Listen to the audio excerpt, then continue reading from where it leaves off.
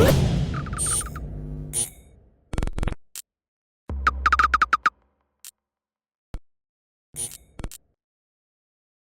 is Andi Purewal for Boxing Social in association with Betfred, and I'm joined by STN's Paul Ready. Take two, Paul.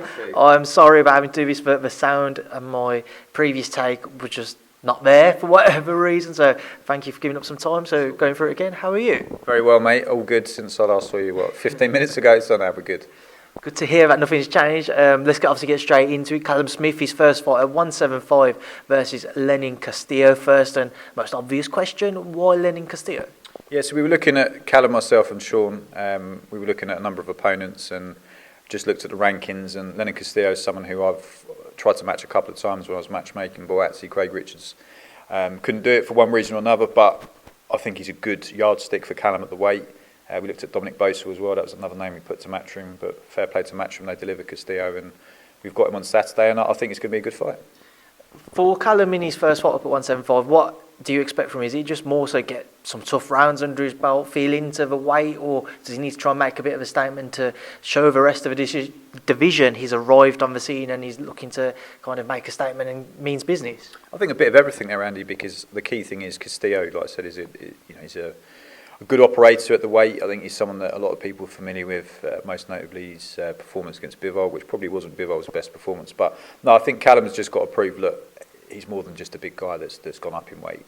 You get some people that move up in weight because they're tight at the weight or they get beat or whatever. But Callum's always had ambitions to box at this weight. He's got the frame to, he looks like a light heavyweight. You've seen him walking around today.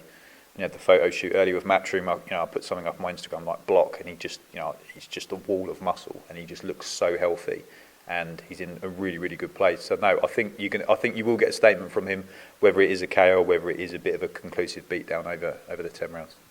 His first fight with Buddy McGirt in his corner as well. Talk to him about that link up and what are you expecting to see different from Callum that he's learned during his time working with Buddy? Yeah, I think Callum's done quite a bit of soul searching afterwards and took some time out, and he decided to make the change himself, and it's something that he went over to LA, and he's got a young family, so I kind of have a lot of credit and respect for him at the stage he's at in his career in terms of what he's achieved and what he's earned.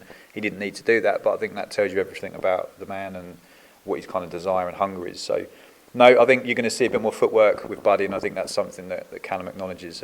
We spoke on text when he first got over there, and he sort of joked, he's like, fucking hell, I think, God, maybe I am shit, or I've not got it anymore, but it's just completely new. He's had an incredible run with Joe. I think it worked very well. They had a brilliant success together. But he felt he needed to freshen it up, and I think Callum. He boxes the way he does, but I think it's just a case of just refining. There'll be little bits you're not going to see. Callum's not going to be on the back foot, feinting and doing certain bits. There'll be little elements that you'll see that he'll do, that I think will make him a more complete fighter.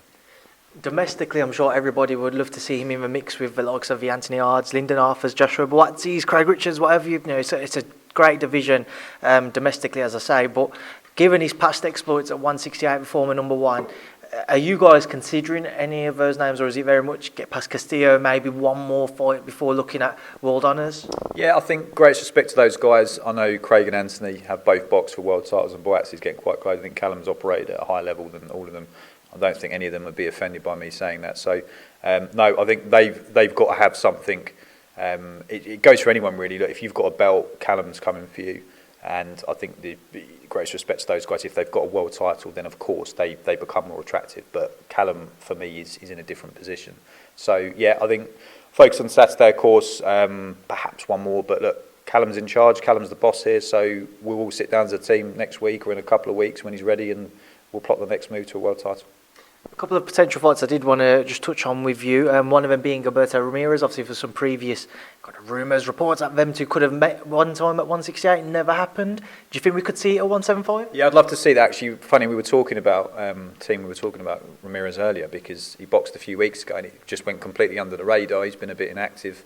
Funny story, saw him in the wild card when Kroller boxed Lomachenko and the lads were all training in the gym, and Callum was just finishing up, and Ramirez walked in, and I think he boxed on that undercard. I can't remember who he fought, but he come in and they had, his English was better than you'd think, and they had a bit of chit chat. But he didn't sound too convinced about wanting to fight Callum even at that point. But it makes sense. That I think it's a great fight. It's a brilliant fight in America. So yeah, again, look, we'll consider everything if it's either a world title or if it's going to put Callum in a position to fight for a world title. And potentially, Canelo Alvarez, he overcomes Caleb Plant if he was to do so. He's undisputed at 168. People would assume he'd look to move up then. If that was to be the case, if Callum held the title, have you guys ever thought about the possibility of a rematch up at light heavyweight with Canelo? It's not something we've spoke about. I don't think, again, we'd be adverse to it because I think, look, it's if someone's beat you, of course, you want to kind of, right the wrongs, so to speak. But again, I think Canelo's doing his own thing. We respect him. He was the better man on the night, unfortunately. But if he comes up, he wins a world title. Callum's got a world title. Why not do it again? Just whilst we're on Canelo, obviously he had his altercation with Caleb Plant last night. What did you make of it?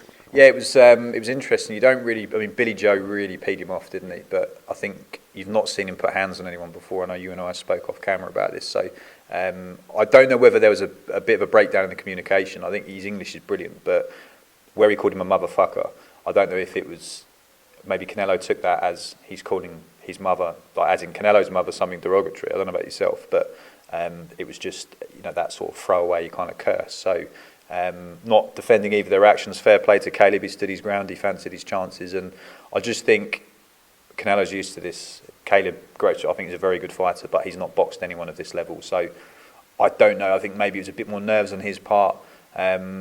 He's been through some serious adversity outside the ring. I've got huge respect for him as a person, what he's encountered to actually be at the level he's at.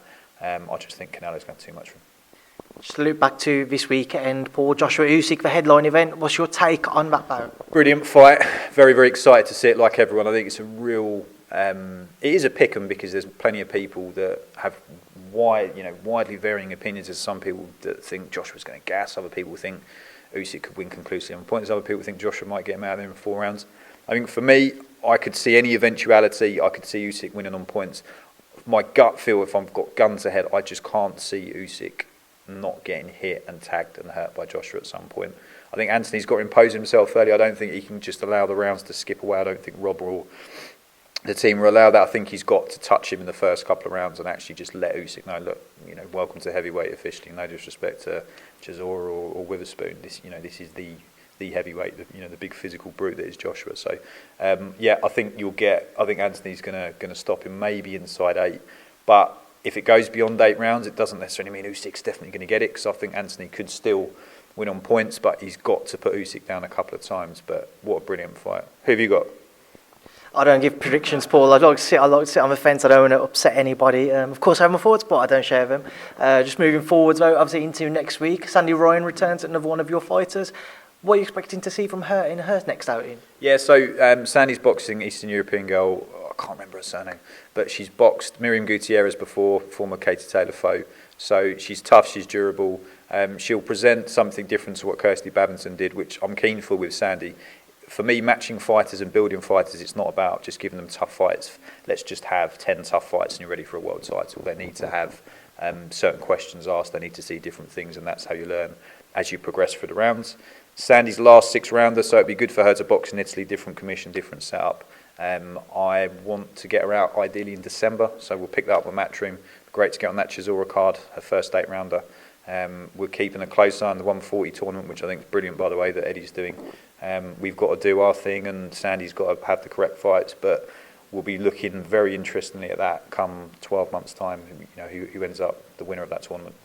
And of course, your latest addition, your latest signing, Kevin Agyarko. Talk to me about Kevin and how excited you are to be working alongside him. Very, very excited to be working with Kevin. I was made aware that his managerial contract was coming towards its end, so we had a discussion and he signed, and very, very pleased. And you've just seen, reception. I was pleased with the promo we've put out. I've suddenly got loads more new friends in Ireland. I've had loads of people reaching out.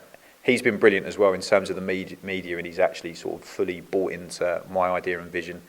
He's a walking, talking superstar. You speak to anyone in the game. Billy Joe used him for sparring. I think Joe tried to get him for Callum, but he's someone very highly sort of. Katie Taylor messaged me and said, Paul, he's like phenomenal talent. I think he's probably one of, if not the best Irish prospect we've got. Frampton was waxing lyrical about him, but I've watched his fights. I've heard of him, for many, many years, and when the opportunity come up to manage him. But I think the key thing with us and strategy, and Kevin and I are both aligned with this, he has to box in Belfast next year. He has to be built there. I want him to win an international title, get himself world ranked, and then we'll progress up the rankings. But yeah, he's massively popular in Belfast, and I think he can be a real superstar. Paul, there is a lot of excitement around Kevin because he's an exciting fighter to watch. But with that in mind, the last couple of opponents he's faced, people have said he needs to step up now. He needs to face stiffer opposition, a stiffer test. So for you, what level of or calibre of opposition are you guys looking to put him in with in his first outing, working together? Yeah, I think so. Keevan's now he's at 10-round stage and he's fighting for international titles. So I think someone that is perhaps a European person where there's opponents in common, where they've boxed a few people at EBU level or they've boxed for a international trinket title. Really like the Carlos Molina fight for him in time, who Sam boxed recently. Molina's former Josh Kelly foe, albeit at a smaller weight, but I think that I'd love to see that fight in Belfast. Could you imagine? I think that'd be a really, really good one, and that would set out a big statement because he's never been stopped, and he's probably forgotten more than I know, more than Keevan knows in professional boxing. He's been in with everyone, and I think that'd be a great learning fight for him as we progress him on. Right, Paul, we will leave that there now, and I'll leave you to enjoy the rest of your day. I know you've got to go catch up with Callum very shortly, so I don't want to keep him waiting. So it's a pleasure to catch up with you as always, and thank you for speaking to Boxing Social. See you soon, Andy. Take care, mate.